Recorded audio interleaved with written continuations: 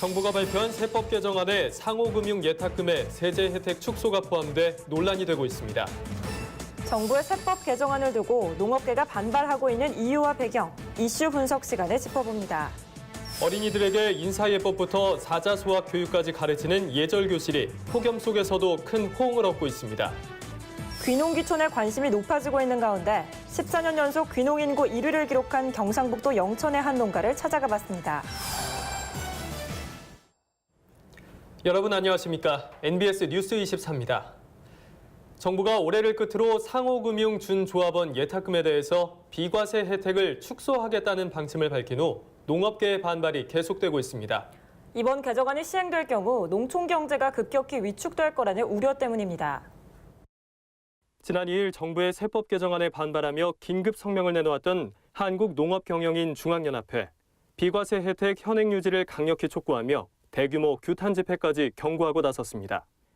지역 농어촌 경제에서 중요한 역할을 해왔던 농협, 수협, 산림사, 특히 자산 규모가 크고 좀 건전한 농협 쪽이 피해가 커지지 않을까 농업계의 우려가 높아지고 있는 것이죠. 지역 농축협은 그동안 예탁금 등 신용사업으로 인한 수익을 농촌에 환원해 왔는데 이번 개정안대로 관련 세제 혜택을 줄이게 되면 농민들을 위한 지원이나 환원 사업을 유지하기 힘들어집니다. 농축협 등의 준조합원과 자격요건이 같은 신협과 새마을금고의 회원은 비과세 혜택이 유지되는 것도 문제입니다. 농촌을 지탱하던 예탁금이 도시로 빠져나갈 가능성이 크기 때문입니다. 이 법이 통과된다면은 아마 반 이상은 이제 이탈될 거로 이렇게 보는데 서민들이나 서민분들을 책임질 금융조합에서 아마 망하지 않을까 이런 생각이 들어요. 농협은 준조합원에 대한 비과세 혜택이 폐지되면 42조 원의 예탁금 중 10조 원 이상이 빠져나갈 것으로 보고 있습니다. 국회에는 기존처럼 조합원과 준조합원 구분 없이 비과세 혜택을 연장해주자는 법안이 12건이나 발의돼 있습니다. 예탁금과 출자금, 이자 소득에 대한 비과세 혜택은 저축 안정성을 고려해서라도 10년 정도 연장하는 게 바람직합니다. 2018 세법 개정안에 대한 공은 국회로 넘어갔지만 상호금융 준조합원의 세제 혜택을 둘러싼 정부와 농업계의 논쟁은 계속될 것으로 보입니다. 네, 그렇다면 농업계가 이렇게 강력하게 반발하는 이유는 뭘까요? 오늘 제대로 짚어보도록 하죠. 스튜디오에 김인경 기자 나와 있습니다. 김 기자, 먼저 문제가 불거진 건 언제부터인가요? 네, 지난달 30일 기획재정부가 2018년 세법 개정안을 발표하면서입니다. 네. 기재부는 상호금융 3천만 원 이하 예탁금에 대한 이자소득세, 1천만 원 이하 출자금에 대한 배당소득세 비과세 혜택을 내년부터 대폭 축소할 방침입니다. 지역 농축협과 수협, 산림조합의 준조합원은 이자소득과 배당소득에 대해 내년에는 5%, 내후년부터는 9%의 세금을 내야 합니다. 준조합원 제도가 없는 신협이나 새마을금고는 해당되지 않습니다. 그렇다면 정부가 이렇게 법을 개정하겠다고 나선 이유는 뭡니까? 네, 기재부는 그동안 비과세 혜택이 오랫동안 지속됐고 소득세를 감면해주면 상호금융이 아닌 금융기관, 그러니까 시중은행이나 저축은행과 공정한 경쟁이 되지 않는다고 봤습니다. 네. 또 조합원에 대한 혜택은 앞으로 3년 동안 계속되고 준조합원 혜택만 없어지기 때문에 농민에게는 큰 영향이 없다는 게 정부의 판단입니다.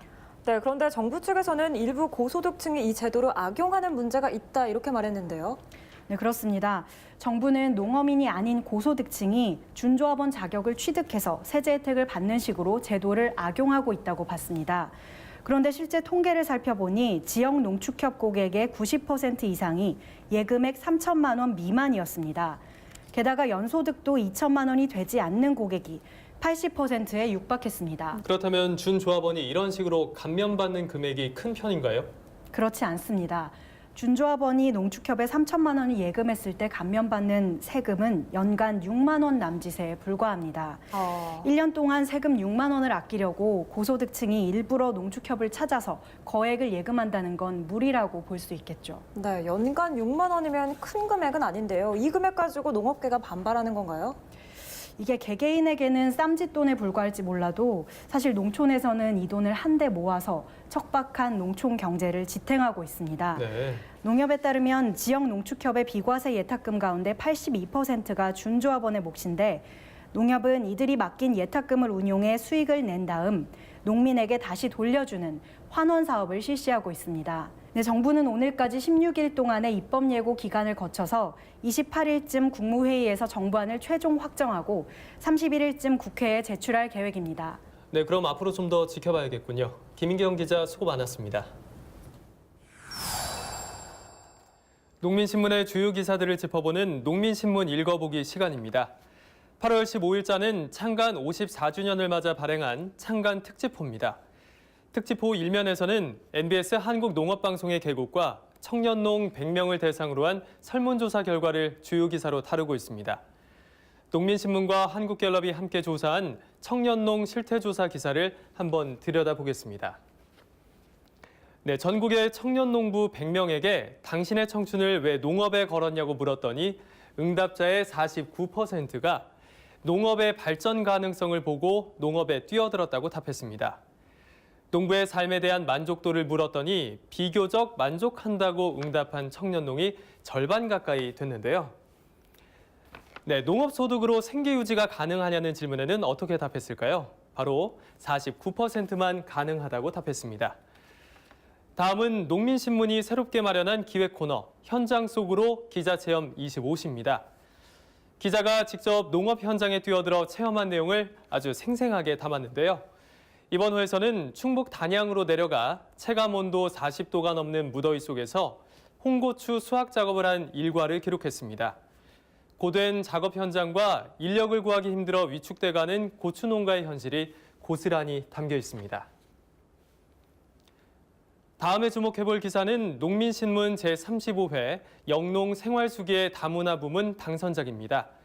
나는 작은 농부다라는 제목으로 우즈베키스탄에서 전북 익산으로 시집을 온 27살 바키로바 말리카 씨의 결혼 생활기를 소개하고 있습니다.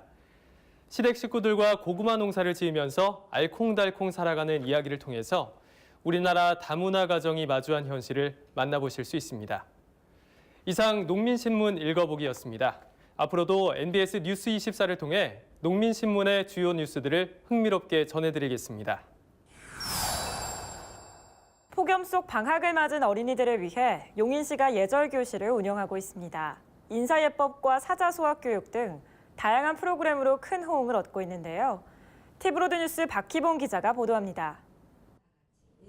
한복을 곱게 차려입은 어린이들이 예절 교육을 받고 있습니다. 우더른께 절하는 법을 배우는 시간. 선생님의 설명에 귀를 쫑긋 세운 아이들은 고사리 손을 공손하게 모아 배운 대로 따라합니다. 부모님께 큰절 시작. 왼무릎. 주자의 소학을 정리한 사자소학을 노래로 부르며 전통 예절과 생활 규범을 자연스럽게 익히기도 합니다.